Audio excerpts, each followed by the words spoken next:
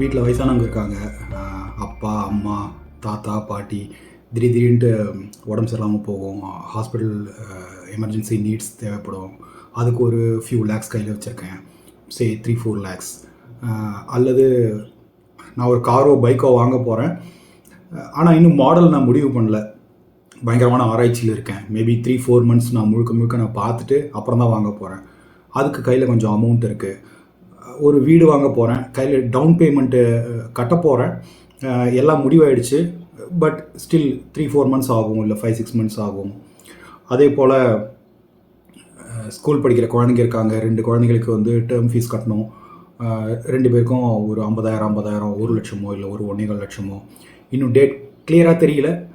Somewhere in 1 or 2 months கட்டுற மாதிரி இருக்குங்கிறது மட்டும் தெரியுது. அதே போல் காலேஜ் ஃபீ, அதுக்கப்புறம் என்னோடய வேலை வந்து ரொம்ப நிரந்தரமான ஒரு வேலை இல்லை.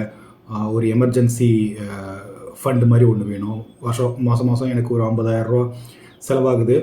திடீர்னுட்டு வேலை ஒரு நிரந்தரம் இல்லை. அந்த மாதிரி டைமில் ஒரு 5 லட்சம் 6 லட்சம் பேங்க்கில் எப்பயுமே எமர்ஜென்சி ஃபண்டு இருக்கணும். இல்லை அப்படின்னு சொன்னால் இதை கண்டிப்பாக கன்சிடர் பண்ணுங்கள். இந்த மாதிரி ஷார்ட் டேர்ம் பார்க்கிங் அப்படின்னு சொன்னால் வந்து நம்ம என்ன பண்ணுறோம், பொதுவாக எடுத்துகிட்டு போயிட்டு நம்ம சேவிங்ஸ் பேங்க் அக்கௌண்ட்டில் சும்மா வச்சுருப்போம்.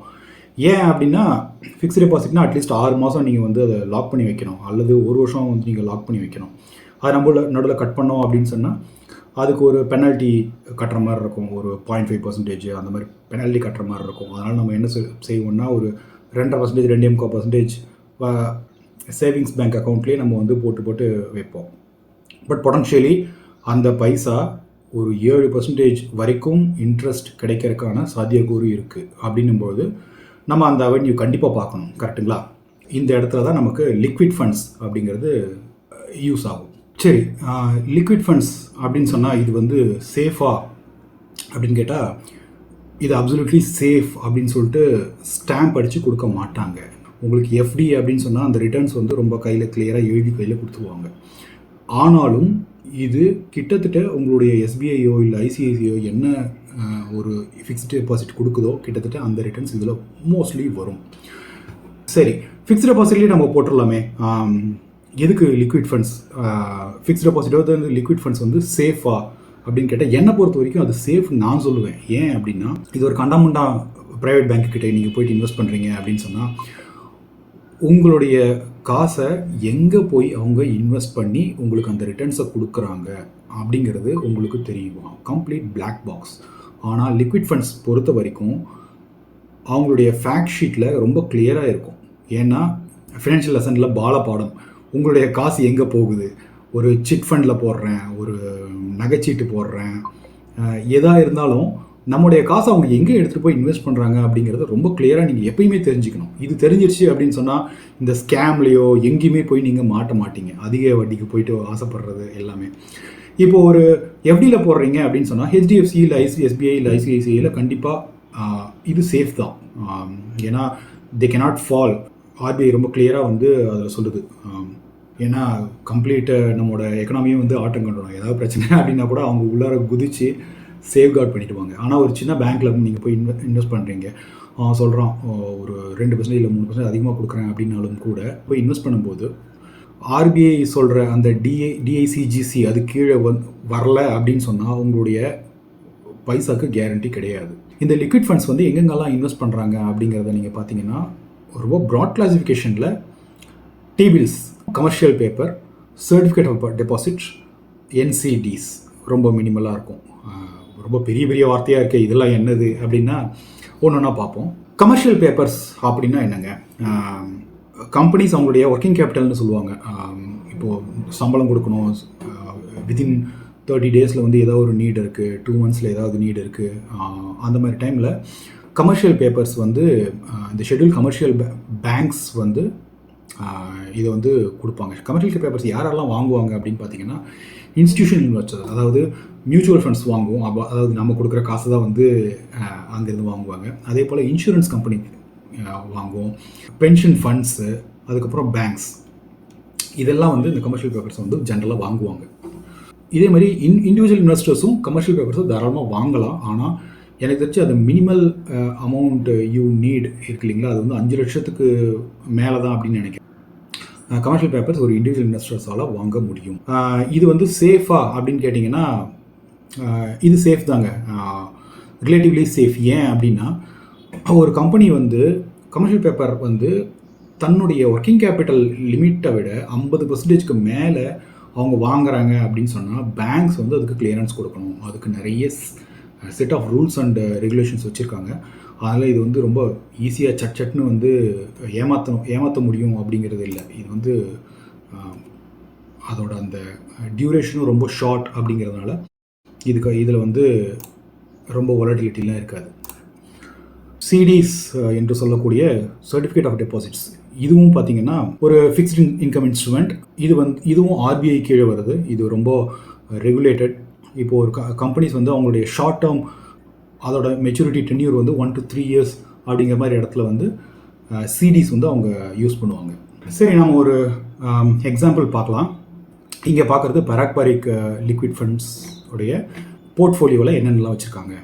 இதில் பாருங்கள், ட்ரெஷரி பில்ஸ் இது வந்து கிட்டத்தட்ட 32% வச்சுருக்காங்க. இது எல்லாமே நீங்கள் ஆர்பிஐ டைரக்ட்னு சொல்லிட்டு ஆர்பிஐயோட வெப்சைட்குள்ளார போயிட்டு நீங்களும் கூட வாங்க முடியும். ஸோ இது கம்ப்ளீட்லி சேஃப். கவர்மெண்ட் செக்யூரிட்டிஸ் ஜிசெக்ஸ் வந்து கேரளா அண்ட் தமிழ்நாடு அவங்க இஷ்யூ பண்ணியிருக்கிற சாவரின் செக்யூரிட்டிஸ் அதை வாங்கியிருக்காங்க. அது ஒரு 5% இருக்குது. என்சிடிஸ் பாருங்கள், என்சிடிஸ் பற்றி தனியாக ஒரு வீடியோ நம்ம பார்ப்போம். அது ஒரு 1% தான், ரொம்ப பெரிய எக்ஸ்போஷர் கிடையாது, ரொம்ப கம்மி. கமர்ஷியல் பேப்பர்ஸ் பாருங்கள், ஐஆர்எஃப்சி ஸோ கவர்மெண்ட் கம்பெனி, நபார்டில் ஒரு 3%, அண்டு இன்னொரு மெச்சூரிட்டி இருக்கிற ஒரு செக்யூரிட்டி வந்து ஒரு 1%. மொத்தமாக பார்த்திங்கன்னா ஒரு 8%. இந்த கமர்ஷியல் பேப்பர்ஸ் எல்லாமே வெரி சேஃப். சர்டிஃபிகேட் டெபாசிட்ஸ் பாருங்கள், அதுலேயும் ICICI bank, bank of Baroda, union bank of India, Punjab national bank, இந்த மாதிரி எல்லாமே பெரிய பெரிய இன்ஸ்டிடியூஷன்ஸ் தான். அதனால் இதுவும் வந்து ரிலேட்டிவ்லி மச் சேஃப். இது மாதிரி லிக்விட் ஃபண்ட்ஸ் வந்து நம்ம எங்கே வாங்கலாம் அப்படின்னா எல்லா ஏஎம்சிஸும் லிக்விட் ஃபண்ட்ஸ் ஆஃபர் பண்ணுறாங்க. சரி, நம்ம லிக்விட் ஃபண்ட்ஸை எந்த லிக்விட் ஃபண்ட்ஸ் நம்ம வாங்கலாம்? இதை பொறுத்த வரைக்கும் SBI, HDFC, ICICI, Aditya Birla, நீங்கள் எது வாங்கினாலும் பெரிய வித்தியாசம் கிடையாதுங்க. இதை நம்ம ஈக்விட்டி மியூச்சுவல் ஃபண்ட்ஸ் மாதிரி ரொம்ப மண்டையை உடச்சிக்கிட்டு இது பெஸ்ட்டா அது பெஸ்ட்டா அப்படிங்கிற மாதிரிலாம் நம்ம ரொம்ப யோசிக்கணுன்ற அவசியமே கிடையாது. நமக்கு எது கம்ஃபர்டபுளோ நீங்கள் அதில் போட்டுக்க வேண்டியது தான். இதில் நம்ம பார்க்க வேண்டியது வந்து மெயினாக எக்ஸ்பென்ஸ் ரேஷியோ. நீங்கள் ஓரளவு பார்க்கலாம். ஜென்ரலாக 0.2 அப்படிங்கிறது தான் எல்லாத்தோட ஸ்டாண்டர்டுங்க. சில இடத்துல 0.1, 0.09 அந்த மாதிரி இருக்கலாம். எக்ஸ்பென்ஸ் ரேஷியோன்னா என்ன? நம்ம வந்து அந்த ஃபண்ட் மேனேஜருக்கு நம்ம வந்து சார்ஜ் ஒரு ஃபீ நம்ம கொடுக்குறோம். ஏன்னா ஒரு 7% கொடுக்குறோன்னா அதில் வந்து ஒரு 0.1, 0.2 அவன் எடுத்துக்குவோம். இதுதான் எக்ஸ்பென்ஸ் ரேஷியோ. இது 0.1க்கும் 0.2க்கும் நீங்கள் ஒரு 5 லட்ச ரூபா போடுறீங்க அப்படின்னு சொன்னால் எண்ட் ஆஃப் த இயர் பார்த்தீங்கன்னா என்ன, ஒரு 200 300 500 பெரிய வித்தியாசம் பெருசாக கிடையாது. ஏன்னா அவன் வந்து ஒரு 6.7 ரிட்டர்ன்ஸ் கொடுக்குறான்னா இவன் வந்து ஒரு 6.8 ப்ராப்ளி கொடுத்தான்னா எந்த இடத்துலையும் ஒரு மாதிரி ஒரு ஆவரேஜ் அவுட் ஆயிரும். ஆனால் நீங்கள் ரொம்ப யோசிக்கணுன்ற அப்படிங்கிற அவசியம் கிடையாது. உங்களுக்கு எது கம்ஃபர்டபுளோ நீங்கள் அதை யூஸ் பண்ணிக்கோங்க. இதே போல் உடனடியாக உங்களால் எடுக்க முடியுமா அப்படின்னா நிறைய ஏஎம்சிஸ், அதாவது அசட் மேனேஜ்மெண்ட் கம்பெனிஸ் வந்து வித்தின் அ டே அல்லது வித்தின் 30 minutes அப்படிங்கிற மாதிரி வித்ட்ரா பண்ணுற ஃபெசிலிட்டிஸ் நிறைய கொடுக்குறாங்க. நான் யூஸ் பண்ணுறது பராக் பாரிக் லிக்விட் ஃபண்ட். நீங்கள் ஒரு 50,000 மேக்ஸ் வந்து நீங்கள் வந்து வித்தின் 30 minutes உங்களால் எடுக்க முடியும். இப்போ ஒரு சடன் நீட் இருக்குது அப்படின்னா அப் டு 50,000 உங்களால் எடுக்க முடியும். இப்போது திடீர்னு ஒரு மெடிக்கல் எமர்ஜென்சி இருக்குது அப்படின்னா டக்குன்னு வித்தின் ஒரு 30 minutes நீங்கள் வந்து ஒரு 50,000 எடுத்து நீங்கள் போய்ட்டு வந்து அட்மிட் பண்ணிவிட்டு இப்போ வந்து ஒரு 1 lakh இருக்குது, 50,000 நீங்கள் இப்போ எடுக்கிறீங்க. மிச்சம் இருக்கிற அமௌண்ட்டும் வந்து எனக்கு வந்து ஒரு நாள் குள்ளே வேணும் அப்படின்னா நார்மல் ரிடம்ஷன் நீங்கள் போட்டுட்டு நீங்கள் அடுத்த நாளுக்கு நீங்கள் மிச்சத்தை எல்லாத்தையுமே நீங்கள் எடுத்துக்கலாம். வித்தின் 1 day வந்து எல்லா லிக்விட் ஃபண்ட்ஸும் நீங்கள் வந்து டைல்யூட் பண்ணி எடுத்துக்க முடியும், ரிடம்ஷன் பண்ண முடியும். ஸோ லிக்விட் ஃபண்ட்ஸ் பற்றி நம்ம நிறைய பார்த்துருக்கோம். இது தனியாக ஒரு வீடியோவாக போடணும் அப்படின்னு சொல்லிட்டு நான் நினச்சேன். ஏன்னா நிறைய பேருக்கு வந்து தெரியாது நம்ம எந்த இடத்துல வந்து நம்ம காசு போடுறோம், இது வந்து சேஃபா இப்படிங்கிற ஒரு தாட்லேயே வந்து ரொம்ப யோசிப்பாங்க. அதனால் ஒரு டீட்டெயில்டு வீடியோ எல்லாருக்குமே லிக்விட் ஃபண்ட்ஸ் எனக்கு தெரிஞ்சு கண்டிப்பாக தேவை. எல்லாருக்குமே அந்த யூஸ் கேஸ் இருக்குது அப்படிங்கிறது தான் என்னுடைய டேக். இதோட டேக்ஸ் வந்து ஸ்லாப் ரேட்டு தாங்க. நீங்கள் ஒரு 20% டேக்ஸ் ஸ்லாப்லையோ இல்லை 30% டேக்ஸ் ஸ்லாப்லையோ இருக்கீங்க அப்படின்னா உங்களுடைய ஃபிக்ஸ்ட் டெபாசிட்டில் இருந்து வர ரிட்டர்ன்ஸ்லாம் எப்படி உங்களோட இன்கமோட ஆட் ஆகுதோ அதே போல் தான் லிக்விட் ஃபண்ட்ஸோடைய இன்ட்ரெஸ்ட்டும் வந்து அதோட ஆட் ஆகும். இப்போ வந்து லைட்டாக நீங்கள் டிஃபர் பண்ணலாம். இன்கேஸ் நான் இந்த வருஷம் நான் வந்து ஒர்க் பண்ணுறேன், நான் 30% டேக்ஸ் ஸ்லாப்பில் இருக்கேன், 2 வருஷம் கழிச்சு நான் வந்து வேலையை விட போகிறேன் அப்படின்னா 2 வருஷம் கழிச்சு என்கிட்ட வந்து எந்த இன்கமும் கிடையாது. ஆனா இதில வந்து இன்கம் இருக்கு. நீங்க அப்ப தான் நீங்க அத எடுக்கிறீங்க அப்படின்னு வச்சுக்கோங்களேன். ஒரு 3 இயர்ஸ் கழிச்சு இல்ல 2 இயர்ஸ் கழிச்சு நீங்க எடுக்கிறீங்கன்னா, அப்போ உங்களுக்கு வந்து 0 டாக்ஸ். இங்க இந்த 12 லேக்ஸ்க்குள்ளார தான் இருக்கீங்க அப்படின்னா, நீங்க வந்து இத ஆப்வியஸ்லி நீங்க எடுக்கலாம். இதுக்கு டாக்ஸ் இருக்காது. ஆனா நீங்க எஃப்டிய பொறுத்தவரைக்கும் அதோட மைனஸ் பாயிண்ட் இருக்கு. நீங்க அந்தந்த இயர்க்கு நீங்க வந்து டாக்ஸ குடுத்தே ஆகணும்.